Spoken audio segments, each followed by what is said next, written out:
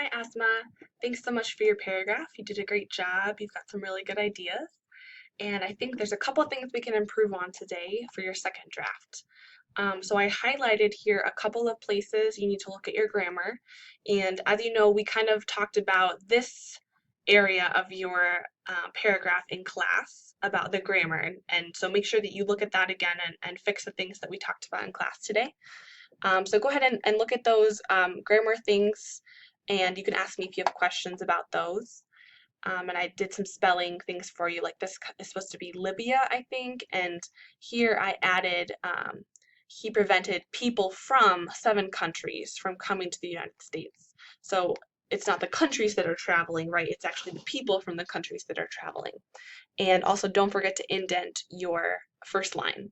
But aside from that, I want to talk about your ideas. Okay, so down here at the bottom, I said your reasons are mostly explanations and facts. So yesterday in class we talked about explanations, facts, and experiences. So I see one fact up here, the 7 countries, which is great, and the rest of these are mostly experiences, I think.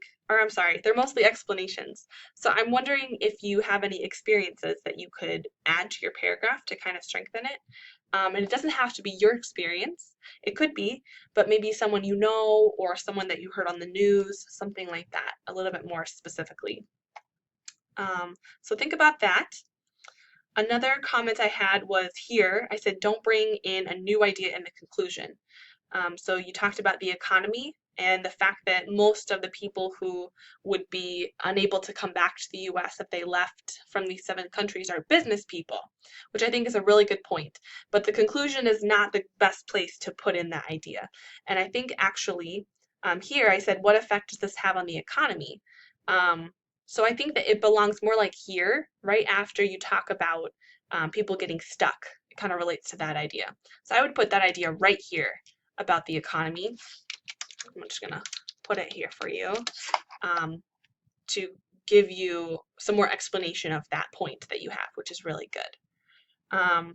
Okay, another comment here, I put contrast transition.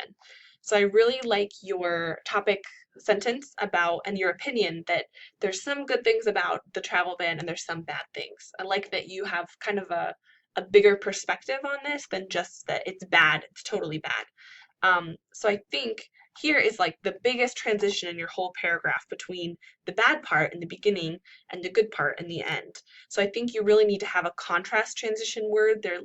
They're like, however, nevertheless, on the other hand, something like that to give a cue to your audience that you're transitioning into a new point that you want to make. So look at that. And like I said, look at this grammar here. But mostly you have a lot of great ideas. So keep up the good work, keep adding explanations to your ideas and connecting them together. But I think if you make some of these little changes, you'll be well on your way to success. So have fun today and let me know if you have any questions. Thanks.